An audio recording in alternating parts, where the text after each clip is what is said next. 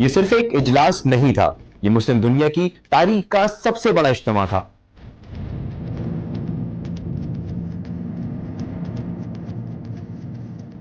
सत्तावन इस्लामी ममालिक के सरबरा, एक ही जगह, एक ही नारा, इत्तेहाद, यकजहती और कयादत।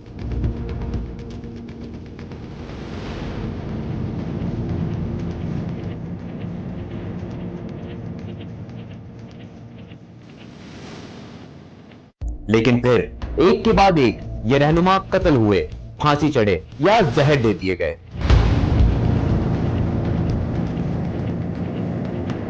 क्या ये सब महज इत्तेफाक थे या इस इजलास ने किसी आलमी साजिश को जन्म दिया था?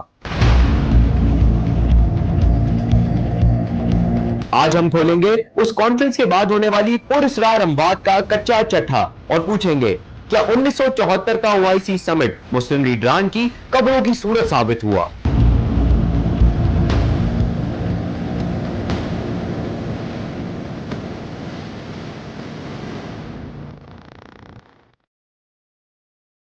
फरवरी 1974 लाहौर, बादशाही मस्जिद के साए तले इस्लामी दुनिया के 57 सरबराहान जमा होते हैं।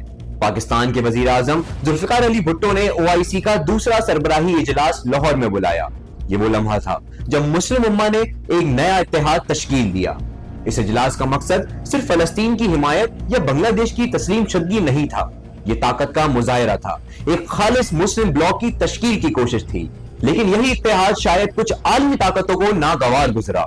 चंद बरसों के अंदर ही वो चेहरे जो इस स्टेज पर दिखाई दिए थे, अचानक मंजर आम से गायब होने लगे। चलिए उन अहम लीडर्स पर नजर डालते हैं जिन्होंने इस इजलास में शिरकत की और बादअज़ा गैर फितरी मौत का शिकार हुए।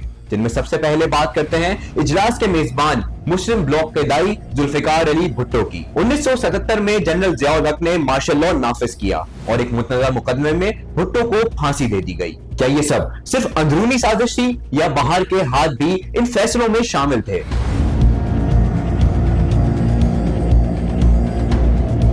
सऊदी बादशाह शाह फैसल ओआईसी के सबसे ताकतवर रहनुमा समझे जाते थे। इन्होंने इसराइल के खिलाफ तेल को हथियार के तौर पर इस्तेमाल किया, फलस्तीन के लिए आलमी आवाज बने और मुस्लिम दुनिया को एक ब्लॉक की सूरत देने लगे। मार्च 1975 में एक शाही मुलाकात के दौरान इनके भतीजे ने गोली मारकर इनको कत्ल कर दिया। सरकारी बयान आया, कातिल जहनी मरीज था। लेकिन क्या यह महज इत्तेफाक था या शाह फैसल का बढ़ता हुआ असर रसूख मगरब के लिए खतरा बन चुका था?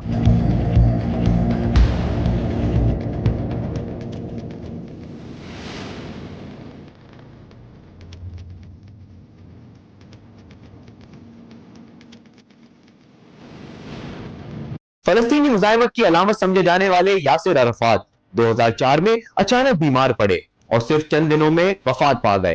तहकीकात से उनके जिस्म में पोलोनियम नामी रेडियोएक्टिव जहर की मौजूदगी साबित हुई, लेकिन कातिल कभी सामने ना सका।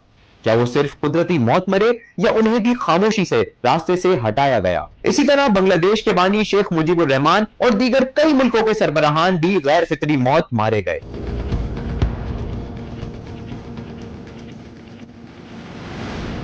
1974 का ओआईसी इजलास इत्तेहाद, क़यादत और उम्मीद की अलामत था, लेकिन इसमें शामिल कई रहनुमा जल्द ही मौत के घाट उतार दिए गए।